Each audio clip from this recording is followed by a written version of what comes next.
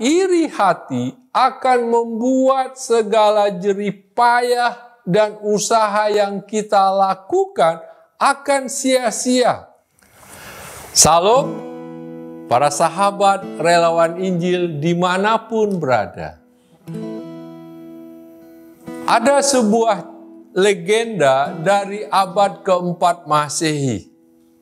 Ada seorang biarawan senior yang hidup di Afrika Utara.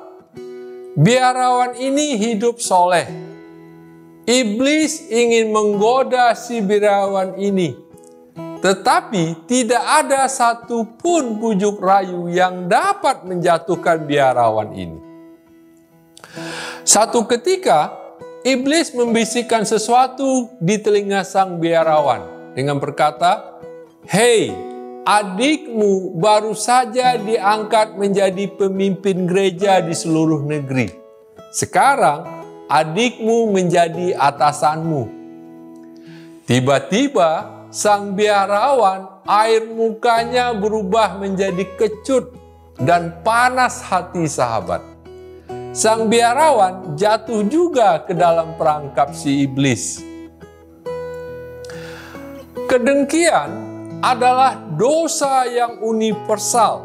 Semua orang pasti pernah jatuh ke dalam dosa kedengkian, sahabat maupun saya.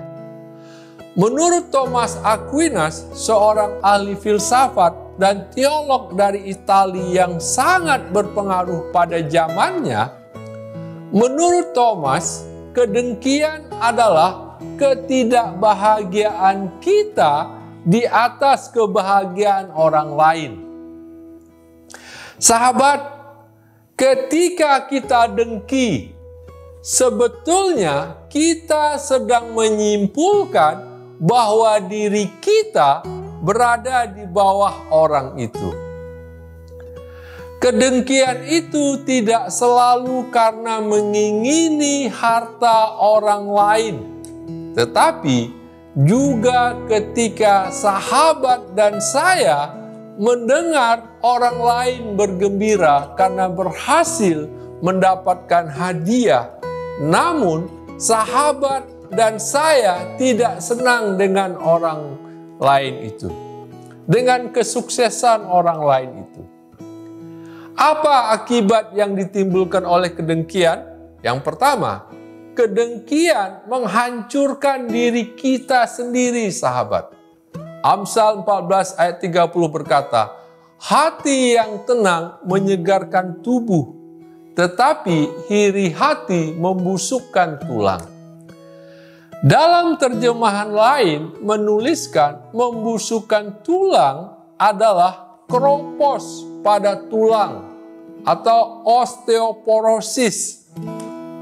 Nah, kalau ada di antara sahabat yang mendadak sakit tulang, kanker tulang, dan segala penyakit yang berhubungan dengan tulang, coba lakukan introspeksi diri.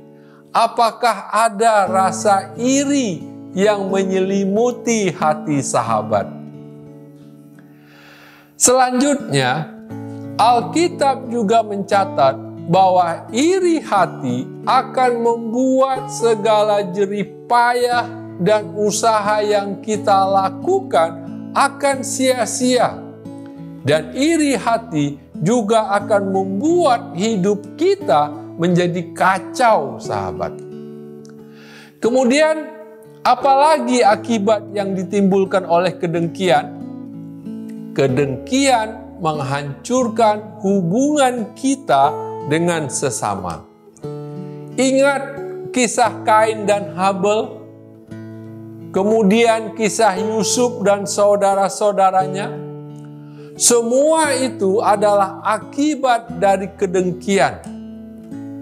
Mungkin kita tidak membunuh secara fisik seperti yang dilakukan oleh Kain, tapi kita bisa membunuh orang lain dengan perkataan kita, menjelek-jelekan orang itu di hadapan orang lain. Dan Akibat yang ditimbulkan oleh kedengkian yang ketiga, yaitu kedengkian menghancurkan hubungan kita dengan Tuhan. Ketika kita melihat orang lain sukses dari kita, kita menuduh bahwa Tuhan tidak adil. Apalagi ketika orang lain yang lebih sukses itu ternyata menurut kita tidak lebih baik secara rohani dari kita. Mungkin dia orang yang urakan, hidup berfoya-foya, tapi memiliki hidup yang lebih baik dari kita. Sahabat, mari kita bentengi diri kita dari iri dan dengki dengan banyak berdoa kepada Tuhan dan selalu bersyukur atas apa yang kita miliki. Bersama Tuhan, pasti kita bisa. Amin.